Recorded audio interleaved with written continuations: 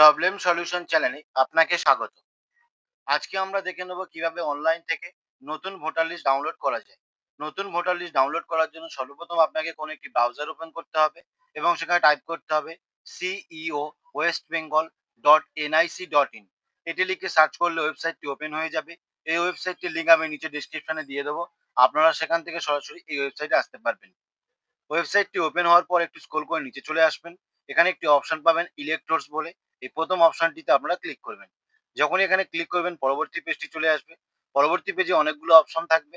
এখান থেকে আপনারা ডাউনলোড ইলেক্টোরাল রোল এই অপশনটিতে ক্লিক করবেন। ক্লিক করলেই পরবর্তী পেজটি চলে আসবে।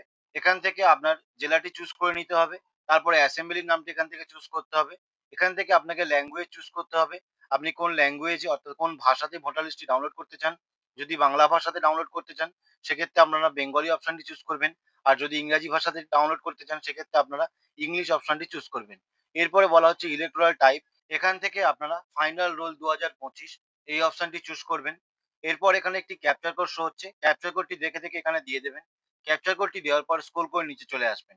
এখান থেকে আপনারা দেখে নেবেন আপনারা কোন স্কুলে ভোট দেন। যে স্কুলে ভোট দেন সেই স্কুলের নামটি এখানে দেখে নেবেন এবং সেই স্কুলের নামের পাশে এরকম বক্স পাবেন। সেই বক্সে টিক চিহ্ন দেবেন।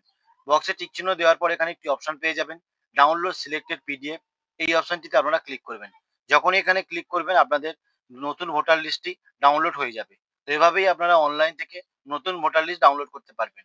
এতক্ষণ সাথে থাকার জন্য অসংখ্য ধন্যবাদ। যদি আপনাদের ভিডিওটি ভালো লাগে লাইক করবেন।